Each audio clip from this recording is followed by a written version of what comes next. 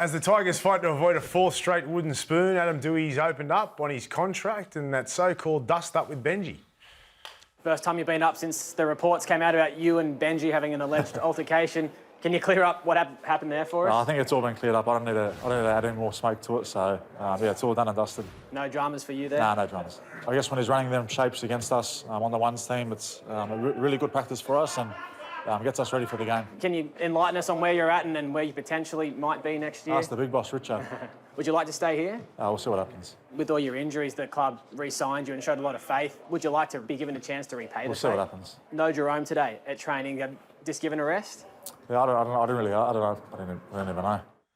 What about the quick fire questions? Yeah. It's like he was on Who Wants to Be a Millionaire. It's the century. The past minute. No. It's on the buzzer. Very friend. He said, ask the big fella, Richo. No, not big fella. He said the boss, sorry. He said, ask Richo. And the dust-up, though, they've played that down. Is there any truth to it? He was getting agitated then. He was agitated. Getting asked the questions. It's like they're not offering him a deal. Just sort of reading into it. Because you'd say, oh, listen, we're close to sorting it out. If he knows that his future's settled, you would think that his questioning about the club would be a little bit nicer. I think there's been discussions of a new deal. Yeah. I don't think there's anything been forthcoming. Yeah. That's my understanding. And clearly, Adam wants to see some proof as far as having the opportunity to potentially be there next year. On the dust-up, I think the dust-up happened, right? There's no doubt. I've spoken to enough people. So do I. There was definitely an incident at training. Benji was, as he often does, he was doing it today as well at the Tigers Centre of Excellence. He puts the boots on and he's on the ground and training with the side hands-on a lot of the time. They've repaired it. They did their best to smother it. It's gone away for now. On Douei, I think he has been offered a deal. I think he was lowballed by Richo last week. Looks like he was. Yes, I think he was. If you're going off body language, and that's just my interpretation of his response, he wasn't happy at all. I think he was given an offer last week. I'm pretty sure he only wants a one-year deal because obviously we've got a new side coming in 27 as well. There'll be options. But I don't think he's happy with the respect that the club has shown. What is respect? What's he worth? What does he do? I think he's been one of their better players, to be fair, this year. He's had to play a variety of different positions. He's played in the centres, he's played in the halves, he's played 5'8", he's playing lock. What's a good utility worth? He's in and around the 400s as far as I'm concerned. Is that unfair? I think he's around $400,000. I think he's a good versatile. He's been super versatile. So what would they have offered him? I think his last 2 weeks have been terrific. I think he's been their best player. I think it started with a 3, the offer. I think it was about 300. Hey, Hoops, mate, just back on Benji, was there any 1-2 down Main Street? Dennis the Bullfrog. Was there any? Uppercut, left hook. Nothing? Right hand, no. No, okay. Fellas, we've been to training sessions for 25 years now in the NRL. Have you had your coach, a previous coach, run training drills at you and tackle you? Wayne Bennett went to sign a rugby player, right? Went down to the flats at Ashgrove and run at the rugby player, and the rugby player knocked him out. Is that true? Seriously? Yeah, true. Yeah, and the rugby player was Sam Scott Young. How long ago is that? Mate, back in the 90s. Was that Sam Scott Young? Yeah, Big Sam. Yeah, Okay. so Sam was 2 years ago. going to think of like changing coach, and Wayne run at him and just got douched. So you don't like Benji putting the boots on? I find it odd. I just find it odd. I think I don't, given he's recently retired. And you know what? Benji's always done it his own. Benji's always done it his own way. Benji's always done it his own way. He rolls to his own beat. Gary Belcher was our sort of conditioner, and he'd run shape on us all the time. And if you get a shot on him, you would. I do find it strange. I think he has overstepped the mark, and I think he's learned the lessons out of it. Because from what I'm told, is that he is still involved. He was involved in their training session today, but not as hands-on as perhaps what he has been previously. All right. Now, Jarome Luai, has he delivered this year?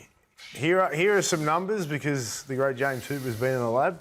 Hoops, take us through your numbers and what you've found out today. Always problematic when they let me in the lab, Braith, but I managed to make it out again this morning, and 0 tries, 0 line breaks for Jarome. And when you compare him to the other gun playmakers in the competition, Izzy Katoa is obviously leading the way at the moment in terms of try assists.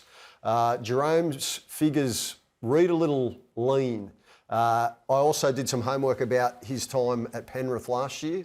Last year, he was a hell of a lot more active in terms of tries and line breaks. Different team. And overall involvement. I know it's not fair to compare the Penrith 4-time premiership winning side with the 3-time Wooden Spooners, but I think it is fair to ask the question. Yep. He's been signed as the main man, $6 million deal. The club has pushed their chips all in on him being the player that they're going to build the club around. I think it's going to get there, but the jury's out at the moment. I think at the start he was trying to find his feet.